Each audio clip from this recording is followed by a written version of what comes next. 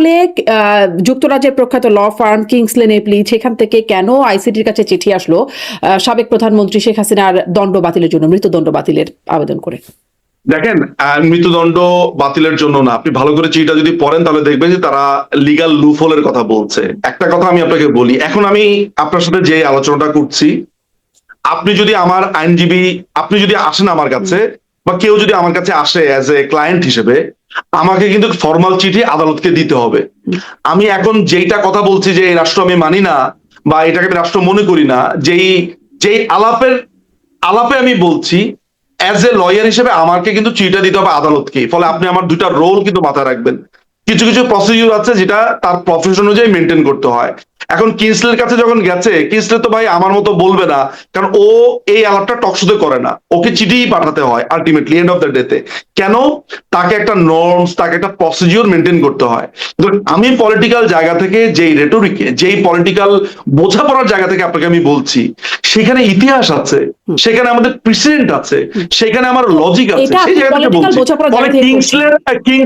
শোনেন, কিংসলের চিঠি আর আমার বক্তব্য দুটাকে এক করে দেখাটা একদমই আমি হাস্যকর বলবো না, আমি বলবো যে এটা খুবই ডিসপ্রপোর্শনেট কথা। একদমই স্পষ্ট, নিশ্চয়ই কিংসলের চিঠি আর আপনার বক্তব্যকে একসাথে করে দেখার কোনো সুযোগই নাই। কিন্তু আমি প্রশ্ন করছি যে যেই আদালতকে আওয়ামী লীগ বা আপনার ভাষ্য যদি বলি যে আপনারা মানছেনই না, সেই আদালতকে কিংসলে চিঠি দিচ্ছেন এবং কিংসলে নিজ থেকে সুমোটো চিঠি দিচ্ছে না, তারা শেখ হাসিনার পক্ষ থেকে চিঠিটা দিচ্ছে। না, ওনারা ইনস্ট্রাক্টেড বাই শেখ হাসিনা। না, আমি আপনাকে এইটাতে জবাব দিলাম, আপনি একটু আরেকবার একটা মনোযোগ দিয়ে শুনবেন। দেখেন, আমি বলছি কি, আমি রেটরিকের জায়গা থেকে বলছি, আমার কাছে তো মনে হয় রাষ্ট্রই নেই। এখন আপনি যদি আমাকে প্রশ্ন করেন যে রাষ্ট্রই নাই তো মিছিল করেন কোথায়, এই প্রশ্ন কখন আমি হেসে দিব আপনাকে। আমি রাষ্ট্রই নেই যে ফিলোসফির জায়গা থেকে বলেছি, অর্থাৎ যেই স্ট্রাকচারকে রাষ্ট্র বলি, ফিলোসফির জায়গা থেকে কিংসলে নেপলি চিঠি পাঠালো আইসিটি, এইটাই আমি আপনাকে বলছি। জায়গা থেকে জিজ্ঞেস করছি আপনারা কেন সেই আদালতে চ্যালেঞ্জ করলেন না? আমি আপনাকে আমার কথাটা শেষ হতে দেন না, তাহলে আপনি বুঝবেন। আমি তো মনে করি আদালত নাই। তাহলে আমার নেত্রী যখন আদালতকে চিঠি দেয়, তাহলে আপনি আমাকে পাল্টা প্রশ্ন করতেই পারেন যে ভাই আপনি একটু বলেন আদালত নাই। শুনেন, তাকে প্রসিডিউর মেনটেন করতে হবে, আমরা তো এই প্রসিডিউর মেনটেন করি, কিন্তু আমরা জানি কোনো লাভ হবে না। বাট আমরা ভবিষ্যতের রেকর্ডের জন্য আমরা অনেকগুলো ইনিশিয়েটিভ নেই। যেমন ধরেন, যেমন একটা উদাহরণ দেই, কেন আপনারা চ্যালেঞ্জটা করলেন? আমরা রেকর্ডের জন্য, যেমন ধরেন আমি আপনাকে বলি, আন্তর্জাতিক অপরাধ আদালতে আমি আইনজীবী হয়ে 4টা অভিযোগ দায়ের করেছি এই পর্যন্ত। আপনার গোপালগঞ্জে গণহত্যা আর এই গত 2 বছর আমাদের উপরে যা হয়েছে সেটার উপরে ডিপেন্ড করে আরেকটা অভিযোগ আমি দায়ের করব খুবই সাম্প্রতিক সময়ে, যে এই সাম্প্রতিক সময় যে তুরাগের যে গণহত্যা হয়ে গেল বা যে হত্যাকাণ্ড হয়ে গেল সেটা নিয়ে। তো আমরা যখন আইসিসি কে এই অভিযোগগুলো দায়ের করি আর্টিকেল 15 এর আন্ডারে, আমরা জানি যে এটা একটা লং কিউতে পড়ে থাকবে, কিন্তু আমরা এই কারণে দেই যে আন্তর্জাতিক কোর্টে আমরা অভিযোগটা দায়ের করে রেখেছি ভবিষ্যতের জন্য। এখন আমরা যখন একটা চিঠি পাঠাবো, একটা মামলা, একটা রিট করে রাখবো, আমরা জানি এখন রাষ্ট্র নাই, আমরা জানি এখন আদালত নাই, কিন্তু ভবিষ্যতে তো থাকবে, এই অবস্থা তো বেশি দিন থাকবে না। তখন একটা সময় আমরা তো নতুন করে এই মামলাগুলোকে পয়দা করতে পারবো না, তখন আমরা এই রেফারেন্স গুলো দিব যে আমরা প্রসিডিউর মেনটেন করেছিলাম, তারা তা শোনে নাই। আমরা এই যুক্তিতেই সামনের সময়ের আমার সামনের সময়ের ডিফেন্সের জন্য প্রয়োজন হচ্ছে, কিন্তু এখানে কেন হলো না? আওয়ামী লীগের বিষয়টা চ্যালেঞ্জ করতে কোনো প্রসিডিউর করা হলো না। না, সামনের সময়ের লড়াইয়ের জন্য বর্তমানের প্রস্তুতিটা আমরা নিয়ে রাখছি, এই হলো ব্যাপার। সেটা শেখ হাসিনার মামলার ক্ষেত্রে নিয়ে রাখছেন, কিন্তু আওয়ামী লীগের নিষেধাজ্ঞা চ্যালেঞ্জ করার ক্ষেত্রে নিচ্ছেন না, মানে সেলফ কন্ট্রাডিক্টরি না? না, আপনাকে কে বলেছে? আওয়ামী লীগের নিষেধাজ্ঞার ব্যাপারে তো আদালতে গেছে, ওটা কথা আদালত আমলে নেয়নি, আপনি জানেন না? ব্যারিস্টার মেহেদী হাসান রিট করেছে, আপনি জানেন না সেটা? আপনি ব্যারিস্টার মেহেদী হাসানের সাথে যোগাযোগ করবেন। ব্যারিস্টার মেহেদী হাসান গেছেন, আমাদের আরো লয়াররা গেছে, সেটা নেয়নি কোর্টে। কে বলে আপনাকে এগুলা? আচ্ছা, আপনি তাহলে মনে করেন আওয়ামী লীগের নেতৃত্বের মধ্যে কোনো কোন্দল নাই, মানে বিভিন্ন পর্যায়ে? Definitely not. আমি এটাকে, এই একটা ব্যাপার আমি আপনাকে খুবই দায়িত্ব নিয়ে বলতে পারি, একেবারেই না। যেই নেতৃত্বে আওয়ামী লীগের এই ঐতিহ্যবাহী দলটার এই পরিণতি হলো, সেখানে কি কোনো পরিণতি হয়েছে? ক্ষমতাচ্যুত হতে হয়েছে, পলাতক থাকতে হচ্ছে? ক্ষমতাচ্যুত হতে হয়নি তো আপনি ভাবছেন? একটা জঙ্গি আক্রমণে যদি মানে মাননীয় প্রধানমন্ত্রীকে নিরাপদ স্থানে আনা হয়, এই স্ট্রাগল পিরিয়ডটাকে আপনি যদি এইভাবে বলতে চান ক্ষমতাচ্যুত, তাহলে আপনি বলতে পারেন। আমি বরঞ্চ বলবো যে বাংলাদেশ আওয়ামী লীগ এখন সংগ্রামরত রয়েছে, পবিত্র সংগ্রামে রত রয়েছে। তাহলে মানে ক্ষমতাচ্যুত নাকি ক্ষমতায় আছে এখনো? যেমন মুক্তিযুদ্ধ, এটা একটি পবিত্র সংগ্রাম ছিল।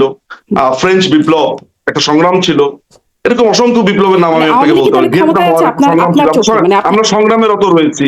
আমরা এই জঙ্গিদেরকে হটিয়ে আবার এই দেশটাকে স্বাধীন করতে চাই। আমরা সংগ্রামে রত রয়েছি। সংগ্রামে রত নিশ্চয়ই, সেটিতে কোনো সমস্যা নাই, কিন্তু আপনারা তো মানে আওয়ামী লীগ তো ক্ষমতাচ্যুত হয়েছে, আওয়ামী লীগ রাষ্ট্র ক্ষমতায় ছিল। ক্ষমতাচ্যুত কেন বলছেন? ক্ষমতা কোনটাকে ক্ষমতা বলে? জোর করে কোনো কিছু নিয়ে না ক্ষমতা বলে? তার মানে আমরা ক্ষমতাচ্যুত যদি হয়েছি, অন্য কেউ ক্ষমতাতে আছে, তো যারা জোর করে ক্ষমতা নেয় ওইটা ক্ষমতা? ওইটাকে আপনার ক্ষমতা মনে হয় নাকি? তাহলে ওটাও বলেন, আপনি তাহলে এইভাবে বলেন আপনারা ক্ষমতাচ্যুত হয়েছেন, যারা জোর করে ক্ষমতা নিয়েছেন তার কথা বলেন। তাহলে আমি জিনিসটা একটু ডিফারেন্টটা হোক। আপনি যেটা বলছেন তাদের মনে হয় যে আমাদের ক্ষমতা চলে গেছে, আমাদের আমরা খুবই ছেড়ে দিয়েছি। বাংলাদেশের শাসনভার কাদের হাতে? যদি জিজ্ঞাসা করি আপনার কাছে বাংলাদেশের শাসনভার, বাংলাদেশের প্রধানমন্ত্রী, বাংলাদেশের রাষ্ট্র ক্ষমতায় কোন দলটি আছে? শাসন করছে কারা এই মুহূর্তে? জোর করে আছে, অবৈধভাবে আছে তারেক রহমান আছে, বিএনপির জাতীয়তাবাদী দল, বাংলাদেশ জাতীয়তাবাদী দল বা বিএনপি, তারা এই মুহূর্তে অবৈধভাবে ক্ষমতা দখল করে আছে। এবং আরেকটা অবৈধ ক্ষমতা দখলদারি ছিল হচ্ছে ইউনূস, তার থেকে সেটা পেয়েছে একটা অবৈধ নির্বাচনের মাধ্যমে। কিন্তু ধরেন আপনি বলছেন সেটি, কিন্তু দেশীয় আন্তর্জাতিক স্বীকৃতি তাদের আছে। ধরেন যেই দেশটিতে আপনার নেত্রী আশ্রিত আছেন, সেই দেশটিও তাদেরকে শুভেচ্ছা জানাচ্ছেন, অভিনন্দন জানাচ্ছেন, স্বীকৃতি, দেশি বিদেশে আন্তর্জাতিকভাবে স্বীকৃতি আছে। এটা ডিপ্লোম্যাটিক এটা ডিপ্লোম্যাটিক রুল। এখানে যখন আপনার বঙ্গবন্ধুকে হত্যা করা হয়, তখনও আপনার ভারতের শরণ সিং এসে দেখা করেছেন, তারপর অন্যান্য দেশ স্বীকৃতি দিয়েছে, এগুলোতে কিছুই প্রমাণিত হয় না। আপনার বাংলাদেশে যখন এরশাদ ছিল, ডিক্টেটর ছিল, এরশাদের ক্ষমতা তো অবৈধ ঘোষণা করা হয়েছে, আপনি জানেন। তাকে জাতিসংঘে ভাষণ দিতে দেওয়া হয়েছে না। তারপর আপনার যখন জিয়াউর রহমান বন্দুকের নলে ক্ষমতা দখল করেছে, সে জাতিসংঘে ভাষণ দিয়েছে না।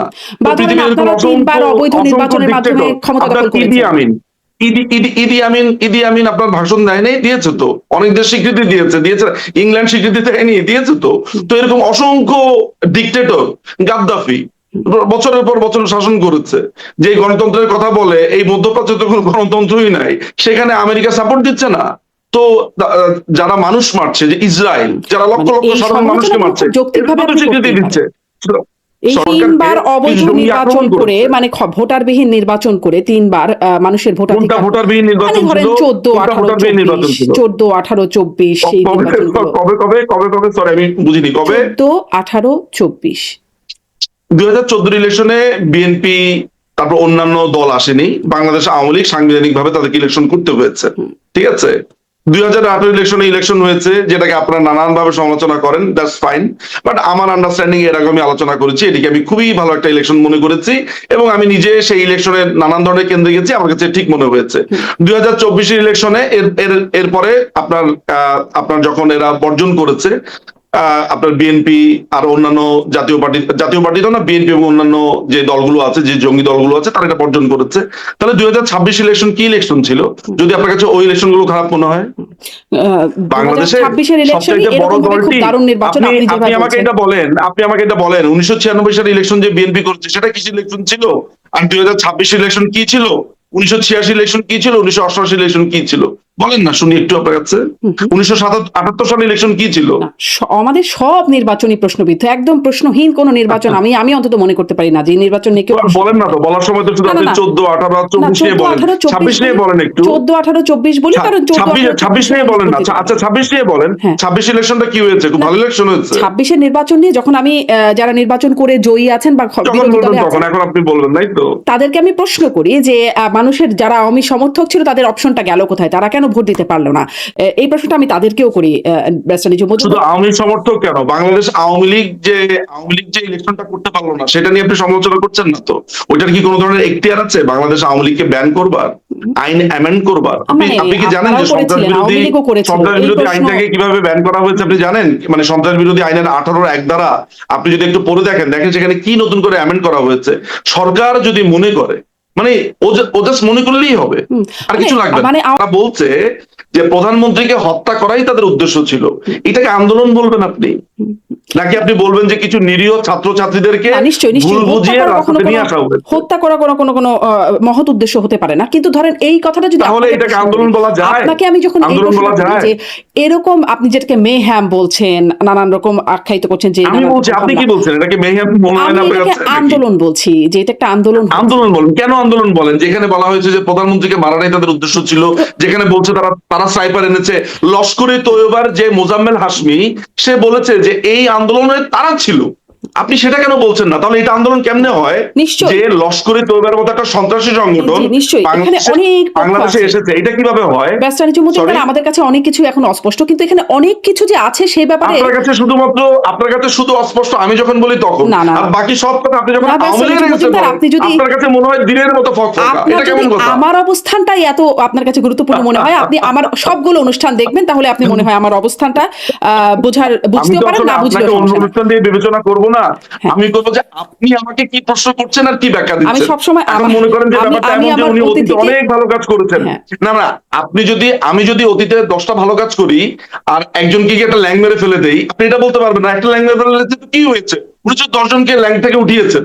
এটা তো একটা উদাহরণ হতে পারে না না। না না, আপনি আমার কাছে আমার এসে এটাকে আমার আন্দোলন বলছেন, উদাহরণটা অন্য ঠিক জায়গা মিলল থেকে না, আন্দোলন ব্যারিস্টার নিজাম বলছেন কি মজুমদার। বলছেন না, আমি এটা তো কোনো যখন বড় ব্যাপার না। যে অতিথিকে আমি আমার অতিথি বানাই, সম্মানিত অতিথি হিসেবে যারা আমার সাথে যোগদান করেন, আমি তাদেরকে তাদের অ্যাঙ্গেল থেকে প্রশ্ন করি। আমি আপনার সাথে বসে বসে আওয়ামী লীগের কত উন্নয়ন হয়েছে এই গল্পটা আপনার সাথে বসে বসে করব না। এটি আমার আমি তো অনুষ্ঠানের সেই একটা উন্নয়নের গল্প আপনার সাথে বা করছিও না। এইরকম একটা কথা হচ্ছে যে প্যাটার্ন আমার, আন্দোলন যেটাকে বা বলছেন, না না, জঙ্গিরা কে কোথায় হামলা করলো কিছু সেটি আপনার বেসিক সাথে আমার পয়েন্টও আলোচনার আছে। বিষয়বস্তু না। আমি ব্যারিস্টার আপনার সাথে মজুমদার, আমরা যদি একমত, এইটা না না, আপনার সাথে একমত, এইটা আপনার নিরপেক্ষতা বা আপনার যেই, আমরা এই কারণে তো আপনাকে পছন্দ করি, আপনার প্রোগ্রামগুলোতে পছন্দ করি, আর মানুষ পছন্দ করে, সেটা ঠিক আছে, আমি অ্যাপ্রিসিয়েট করি আপনাকে।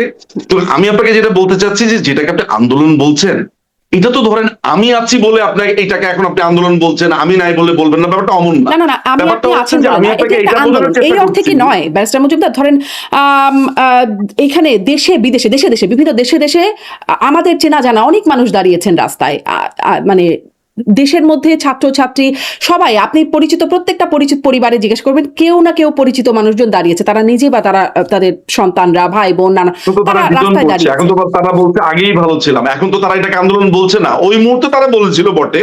আমি আপনার সাথে একমত, কারণ ওই সময় তো আর বুঝতে পারা যায় নাই, এই সময় এসে ঘটনাটা কি দেখবে।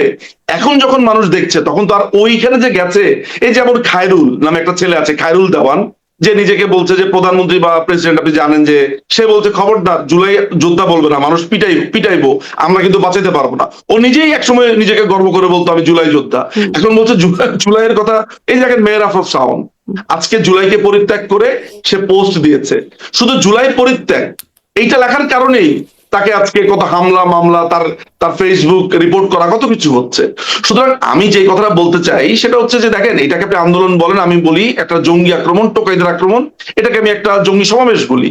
তাহলে কি আপনাদের শতাব্দী শুরু করি প্রতিহিংসা বা বাংলাদেশের সহিংসতার রাজনীতি, মানে প্রতিহিংসা প্রতিহিংসা, রাজনীতি তাহলে আপনি করেছে আওয়ামী আপনি লীগ? এটাকে প্রতিহিংসা বলবেন যে আমাকে খুন করার পরে আমার ছেলে, আজকে আমার যেই ছেলেকে জবাই করা হলো, আমি যদি ক্ষমতায় আসি আমি তো চাইবো না যে ও পাল্টা জবাই করুক, কিন্তু আমি যখন তাকে ঠেকানোর চেষ্টা করব, ও তো উল্টা আমাকে মারতে আসবে যে আপনি এইসব বড় বড় কথা বলেন, ভালো কথা বলেন, আমার পুরো ফ্যামিলি সুদ্ধা যে জ্বালা দিল। হ্যাঁ, এই ধরনের অ্যাঙ্গার, রাগ তো থাকবে। ওবায়দুল কাদের এই কথাটা বলেছেন, আসলেই কি আসলে আমরা চোখের বদলে চোখ দিব, আমরা কি আসলেই রক্তের বদলে রক্ত নিব, যেটা বলা হচ্ছে আপনি ঘাত কি এই প্রতিঘাত কথাটা আসবে, শুনেছেন যে এগুলো পলিটিক্যাল রেটরিক। আপনি কি এই আপনি কথাটা পলিটিক্যাল শুনেছেন যে রেটরিক, এই সময় যে আমরা একটা মবের একটা বেশ বিস্তার দেখলাম ডক্টর ইউনূস আমলে, তখন সেটাকে বলা হতো যে মানুষের ক্ষোভ। তারেক রহমানের সরকারকে আপনি সরকার বলছেন কোন আইনে? আপনি আমাকে যদি বোঝাতে পারেন, হ্যাঁ। আমি হাত জোর করে আপনার কাছে বলবো যে আমি সরি। না না না, বলেন, আপনার হাত জোর তারেক করে রহমান বলতে একটা হবে না, সরকার, আন্তর্জাতিক আমি স্বীকৃতি আছে প্রমাণ এই করেন, সরকারের। আপনি আইনের আলোকে প্রমাণ করেন, আপনি আইনের আলোকে আইনের আপনি আলোকে আইন প্রমাণ ছাত্রী। করার কোনো দরকার নাই, আন্তর্জাতিক স্বীকৃতি আছে, কেন তার পারবেন না? রাষ্ট্র ক্ষমতায় তিনি বসে আছেন, এখন কার আপনার কাছে স্বীকৃতি এটা আবার আছে? প্রমাণ করার কার দরকার স্বীকৃতি নাই। আছে? তাহলে যে এই যে ঠাডা মালিকের নাম শুনেছেন? মানে ওই যে ডাক্তার মালিক, যে মুক্তিযুদ্ধের সময় যারা সরকার পরিচালনা করেছিল, মানে এই এই পাকিস্তানিরা যাদেরকে বসিয়েছিল, ডাক্তার মালিক, তাদেরকে তো স্বীকৃতি দিয়েছিল, বিভিন্ন আমেরিকা স্বীকৃতি দিয়েছিল, চায়না স্বীকৃতি দিয়েছিল। তো ডক্টর মালিক কি সরকার? এখন ডক্টর মালিক সরকার বলবেন? মানে মুক্তিযুদ্ধের সময় তো ইলেকশনও হয়েছিল, সেটাকে আপনি ইলেকশন বলবেন?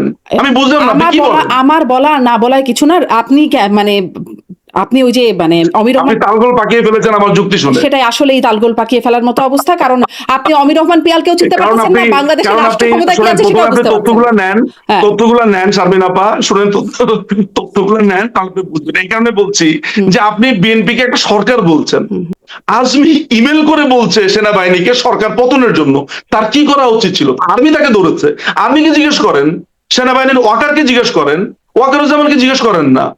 আপনি সরকারকে, আওয়ামী লীগকে প্রশ্ন করছেন কেন? কারণ আর্মি আইনের মধ্যে তো সরকার হস্তক্ষেপ করে না। আপনি ভারতের পশ্চিমবঙ্গের মুখ্যমন্ত্রী শুভেন্দু অধিকারীর বেশ প্রশংসা করছেন দেখলাম, মানে আওয়ামী লীগ সভানেত্রী প্রশংসা করার মতো কাজ তিনি তিনি আশ্রিত, করেছেন বলে তিনিও বলেছেন, করেছেন। শুভেচ্ছা জানিয়েছেন, কিন্তু ধরেন এই যে তিনি বাংলাদেশে উনি আজকে আশ্রিত, মানে বুঝি না। শেখ হাসিনা সাবেক প্রধানমন্ত্রী, তিনি ভারতে আশ্রিত, আশ্রিত আশ্রিত কেন? তাহলে কি নাগরিক তিনি ভারতের? উনি সেখানে গেস্ট হিসেবে আছেন। আশ্রিত মানে আবার কি?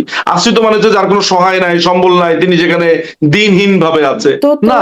তিনি তার বাংলাদেশের সহায় সম্পর্ক, সশস্ত্র তিনি বাহিনী, বাংলাদেশে থাকতে পারবেন। বাংলাদেশের সশস্ত্র বাহিনী হ্যাঁ। নিরাপত্তা দিতে পারেনি বলে একটি গেস্ট কান্ট্রিকে আইনি তারা ভাষায় অনুরোধ তিনি করেছে। পলাতক, আইনি ভাষায় তিনি পলাতক। আমি বলি প্রতিবেশী রাষ্ট্র তাকে অতিথি হিসেবে অতিথিশালায় রেখেছে, কোনো আশ্রিত তো না। আশ্রিত শব্দটা খুবই খুবই আপত্তিজনক আমার কাছে। না, আপনি তো আশ্রিত না। পলাতক শব্দ, আপনি তো এটার জন্য মুখিয়ে আছেন, এর আগেও বলেছেন। পলাতক কাকে বলে আপা? বাংলাদেশ সশস্ত্র বাহিনী তাদের বিমানে করে নিরাপদ স্থানে সরিয়ে দেওয়াকে পলাতক বলে? তাহলে ঠিক আছে, পলাতক। আপনার কথা হচ্ছে তাই যদি হয় তাহলে পলাতক। মোকাবেলা করেন নাই, মৃত্যুদণ্ড প্রাপ্ত হয়ে হিসাবে আছেন, মানে আইনের আইনিভাবে মোকাবেলা করে নাই মানে যেই বিচারালয়ে বিচারপতি নির্ধারিত হয় টোকাইদের মাধ্যমে, যেই বিচারপতিদেরকে হত্যা করার জন্য তাদেরকে পেটানো হয়, তাদেরকে বলে যে সবাইকে এখান থেকে সরে যেতে হবে, সেই বিচারালয়ের বিচার করবে, সেই বিচারালয়ের আবার বিচার। এই